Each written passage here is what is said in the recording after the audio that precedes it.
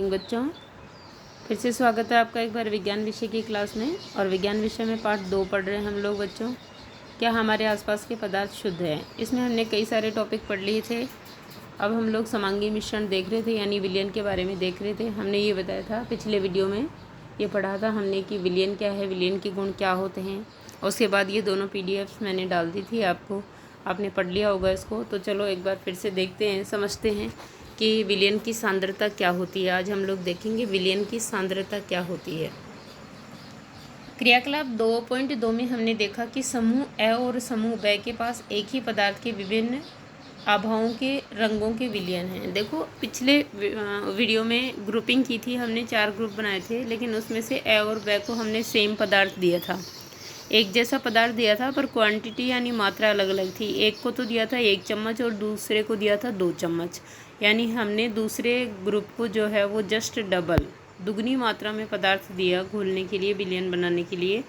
फिर उसके बाद जब विलयन बन गए और उनके रंग प्राप्त हुए, यानी उनमें रंग आए पानी में घोलने के बाद, तो हमने देखा कि एक का रंग थोड़ा गहरा था और एक का हल्का, जबकि पदार्थ तो एक ही दिया था हमने। ऐसा क्यों हुआ? ऐसा पदार्थ की मात्रा के कारण हुआ, क्योंकि जो भी विलायक पदार्थ था यानी जल था, उसकी मात्रा तो सेम ही थी। शायद 50-50 ml में घोला होगा हमने, आप देख लेना पिछले वीडियो में। तो उसकी मात्रा सेम थी, लेकिन जो विलेय पदार्थ हमने दिया, जो घोलने के लिए दिया था हमने, उसकी मात्रा में अंतर था। एक को 1 चम्मच दिया था और दूसरे को उससे दुगनी मात्रा में यानी 2 चम्मच दिए थे। इसीलिए जो विलयन के रंग आए वो हल्का और गहरा आया। जहाँ 2 चम्मच थी वहाँ गहरा आया। हम लोग जानते हैं कि विलयन में पृथक पृथक मात्रा में विलायक और विलेय पदार्थ होते ही हैं, क्योंकि अलग अलग मात्रा में ही हम लोग घोलते हैं। विलयन में मौजूद विलेय पदार्थ की मात्रा के आधार पर इसे तनु, सांद्र या संतृप्त घोल कहा जा सकता है। देखो बिल्कुल बढ़िया बात है ये कि जो भी पदार्थ हम घोल रहे हैं उसकी जो मात्रा है उसके आधार पर, यानी विलेय पदार्थ की उपस्थिति या विलेय पदार्थ की मात्रा के आधार पर हम लोग विलयन को 3 भागों में बांट सकते हैं, तनु, सांद्र और संतृप्त घोल। ठीक है, तनु, सांद्र और संतृप्त। तो देखेंगे आज हम लोग तनु, सांद्र और संतृप्त घोल क्या है। तनु और सांद्र तुलनात्मक शब्द हैं। तनु और सांद्र क्या हैं? तुलनात्मक शब्द हैं। क्रियाकलाप 2.2 में समूह ए द्वारा प्राप्त विलयन समूह ब की तुलना में तनु है। देखो तनु वो विलयन होगा जिसमें विलेय पदार्थ की बजाय विलायक की मात्रा अधिक होगी, है ना। समूह ए को हमने 1 चम्मच विलेय पदार्थ दिया था, 1 चम्मच घोलने के लिए दिया था, शायद कॉपर सल्फेट दिया था हमने, तो उसकी मात्रा के बजाय पानी की मात्रा जो है वो ज़्यादा है। तो जहाँ पानी की मात्रा जो है विलेय पदार्थ से कुछ अधिक होगी उसको हम लोग तनु विलयन कहेंगे। यदि विलेय पदार्थ की मात्रा ज़्यादा है तो उसे हम कंसंट्रेट या सांद्र विलयन कहेंगे। तो चलो आगे बढ़ते हैं, क्रियाकलाप 2.3 करते हैं। 2 पृथक पृथक बीकरों में 50 ml जल लें। एक बीकर में नमक और दूसरे में चीनी अथवा बेरियम क्लोराइड मिलाकर। क्या करना है? 50-50 ml लेना है जल, ठीक है। एक बीकर में नमक और दूसरे बीकर में चीनी या फिर बेरियम क्लोराइड मिलाकर अच्छी तरह से मिला लें। जब विलेय पदार्थ और अधिक न घुले, विलेय पदार्थ और अधिक न घुले, इस लाइन का क्या मतलब है? इस लाइन का ये मतलब है, कभी कभी आपने घर में चीनी घोली होगी और त्रुटिवश या भूलवश जो है वो अगर कम पानी है और चीनी हम लोग ज़्यादा डाल देते हैं, तो आप देखिए लास्ट में हम घुलाते रहते हैं, लेकिन फिर भी पैंदे में कुछ चीनी बच जाती है, यानी और डिज़ोल्व नहीं होती, वो और नहीं घुलती है। तो ऐसा ही कुछ हमें यहाँ क्रिएट करना है कि वहाँ तक पहुँचना हमें जब विलेय पदार्थ और अधिक न घुले, यानी डाली गई चीनी या बेरियम क्लोराइड और अधिक न घुले और उसके अवशेष बचे रहें नीचे, तब 5 डिग्री सेंटीग्रेड ताप बढ़ाने के लिए बीकर को गर्म करें। अब क्या करना है? इसका टेम्परेचर बढ़ाना है, इसलिए इसको गर्म करेंगे और टेम्परेचर इतना ही बढ़ाना हमें कि लगभग जो तापमान है उससे 5 डिग्री सेंटीग्रेड बढ़ जाए। विलेय पदार्थ को पुनः मिलाना शुरू करिए। गर्म करते वक्त आप क्या करें? विलेय पदार्थ को पुनः मिलाना शुरू करिए। क्या किसी दिए गए तापमान पर चीनी, नमक अथवा बेरियम क्लोराइड की जल में घोली गई मात्राएँ बराबर हैं? ये भी देखना आपको। किसी निश्चित तापमान पर उतना ही विलेय पदार्थ घुल सकता है जितनी की विलयन की क्षमता होती है। समझ गए आप लोग? कोई भी निश्चित टेम्परेचर हो उसमें उतनी ही मात्रा विलय पदार्थ की घोली जा सकती है जितनी की जो विलय पदार्थ है, विलायक पदार्थ है, वो वहन कर सकता है। निश्चित तापमान पर उतना ही विलय पदार्थ घुल सकता है जितने की विलयन की क्षमता होगी, यानी विलायक जितना घोल सकता है ना उतना ही घुल पाएगा। दूसरे शब्दों में, दिए गए निश्चित तापमान पर यदि विलयन में विलय पदार्थ नहीं घुलता है, अगर निश्चित तापमान पर विलय पदार्थ विलयन में और अधिक नहीं घुलता है तो उसे हम कहते हैं संतृप्त विलयन। क्यों नहीं घुलता है ये? क्योंकि विलय पदार्थ की मात्रा आवश्यक मात्रा से अधिक हो जाती है बच्चों, इसीलिए वो नहीं घुल पाता। और तो ऐसे विलयन को क्या कहते हैं हम लोग? संतृप्त विलयन कहते हैं। यहाँ से आप संतृप्त विलयन की परिभाषा कर सकते हो। विलय पदार्थ की वह मात्रा जो इस ताप पर संतृप्त विलयन में उपस्थित है उसकी घुलनशीलता या संतृप्तता कहलाती है। यदि एक विलयन में विलय पदार्थ की मात्रा संतृप्तता से कम है, संतृप्तता से कम मतलब उस स्तर से कम है जितनी आवश्यक है, तो इसे असंतृप्त विलयन कहा जा सकता है। ठीक है, असंतृप्त विलयन की परिभाषा ये है कि यदि एक विलयन में विलय पदार्थ की मात्रा संतृप्तता स्तर से कम है या संतृप्तता से कम है तो उसे असंतृप्त विलयन कहा जाएगा। जितना घोला जा सकता है ना उस विलयन में, यदि उससे कम है तो वो असंतृप्त विलयन है। यदि विलयन में विलय पदार्थ की सांद्रता संतृप्त स्तर से कम हो तो उसे असंतृप्त विलयन कहते हैं। कोई सी भी परिभाषा कर सकते हो यहाँ से या ऊपर से। चलो आगे बढ़ते हैं। यदि आप किसी विशिष्ट ताप पर एक संतृप्त विलयन लें तथा उसे धीरे धीरे ठंडा करें तो क्या होगा? उपरोक्त किए गए क्रियाकलाप से हम ये कह सकते हैं कि दिए हुए एक निश्चित तापमान पर पृथक पृथक पदार्थों की विलयन क्षमता भिन्न भिन्न होती है। बिल्कुल होती है। ठीक है, अलग अलग विलयन की जो घुलाने की क्षमता है वो अलग अलग होती है बच्चों। विलायक की मात्रा, विलायक की मात्रा या मात्रा का मतलब उसका द्रव्यमान या आयतन। ठीक है, विलायक की मात्रा में घुले हुए विलय पदार्थ की मात्रा को विलयन की सांद्रता कहते हैं। हम लोगों का टॉपिक भी यही है कि विलयन की सांद्रता क्या है।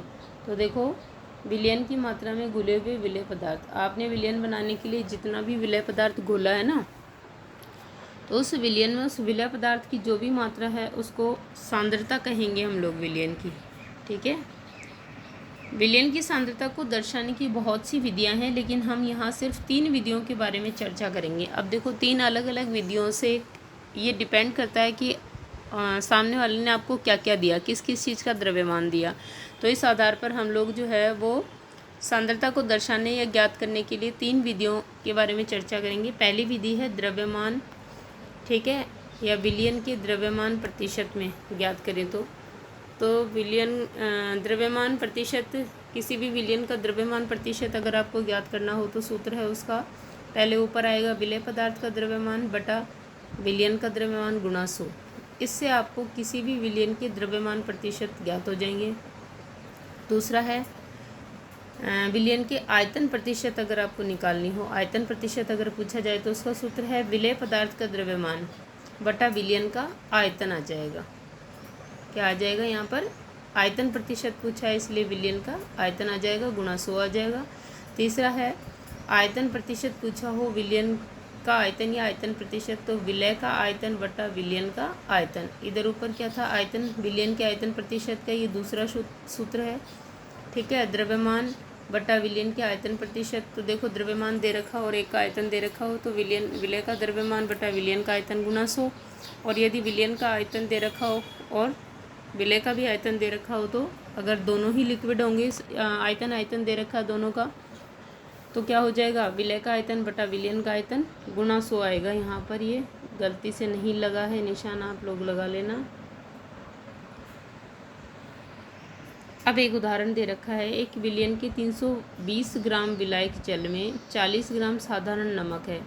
विलयन की सांद्रता का परिकलन कीजिए। तो सांद्रता कैसे ज्ञात करेंगे? देखो, विलय पदार्थ यानी नमक का द्रव्यमान कितना है बेटा? 40 ग्राम। विलायक का द्रव्यमान कितना है? 320 ग्राम। हम जानते हैं विलयन का द्रव्यमान कैसे ज्ञात करेंगे?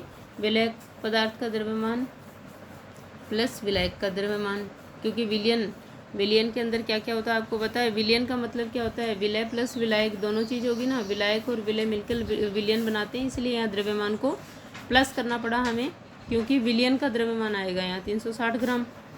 अब विलयन का द्रव्यमान प्रतिशत ज्ञात करना हो तो क्या करेंगे, विलय पदार्थ का द्रव्यमान बटा विलयन का द्रव्यमान गुणा 100। तो विलय पदार्थ का द्रव्यमान आपको पता है 40 है और विलयन का द्रव्यमान क्या आया 360 आया है, गुणा 100 करके। तो इसका विलयन का द्रव्यमान प्रतिशत क्या आ गया हमारे पास में 11.1% आ गया। ये आपको उदाहरण करना है अपनी कॉपी में। अब हम लोगों ने विलयन देख लिया, विलयन के गुण देख लिए, विलयन की सांद्रता देख ली। अब हम देखेंगे अगली तरह का जो विलयन है वो देखेंगे, निलंबन क्या है।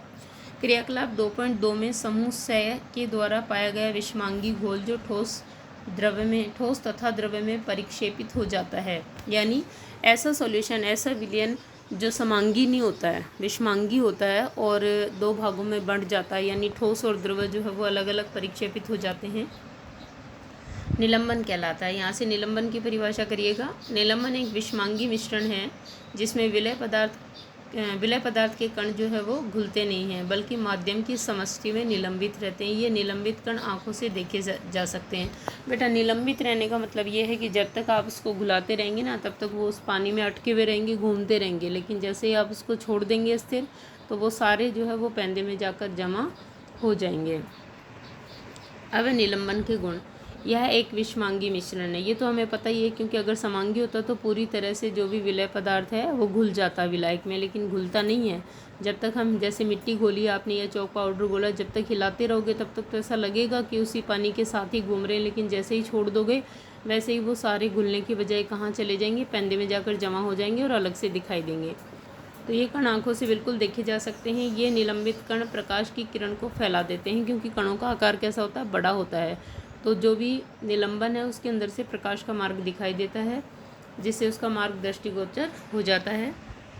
जब इसे शांत छोड़ देते हैं तब ये कण नीचे की ओर बैठ जाते हैं, यानी पेंदे में चले जाते हैं बर्तन के, अर्थात निलंबन अस्थायी होता है, बिल्कुल अस्थायी होता है, स्थायी नहीं होता है। ठीक है। छानन विधि द्वारा इन कणों को मिश्रण से पृथक भी किया जा सकता है, जबकि किस में नहीं किया जा सकता, विलयन में नहीं किया जा सकता है। एक बार जो घोल दिया हमने उसको क्या नहीं किया जा सकता, छान के पृथक नहीं किया जा सकता, ना ही उसके कण जो है वो पेंदे में बैठते हैं, घुले हुए रहते हैं समान रूप से। जब सभी कण नीचे बैठ जाते हैं तो निलंबन समाप्त हो जाता है। समझ गए आप।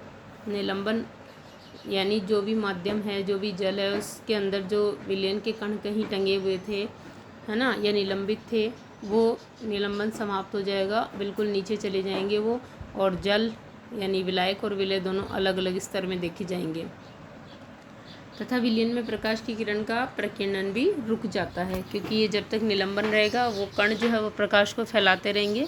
उसके बाद जैसे ही कण नीचे चले जाएंगे तो केवल जल बचेगा या जो विलायक बचेगा वो प्रकाश का मार्ग दृष्टिगोचर नहीं करता है। अब यहाँ से बच्चों आपने देखा इस वीडियो में एक तो उदाहरण दिया है मैंने आपको, विलयन की सांद्रता प्रतिशत या द्रव्यमान प्रतिशत ज्ञात करने का, वो करना है। इसके अलावा सांद्र या संतृप्त विलयन किसे कहते हैं, असंतृप्त विलयन किसे कहते हैं, निलंबन किसे कहते हैं, ये सारे निलंबन के गुणधर्म क्या है, ये सब आपको करने हैं और समझ आ गया होगा, या फिर आपने पहले से ही कर लिए हो तो अच्छे से इस वीडियो को सुने ताकि आपको ये सारी चीज़ें समझ में आ जाए। Okay students.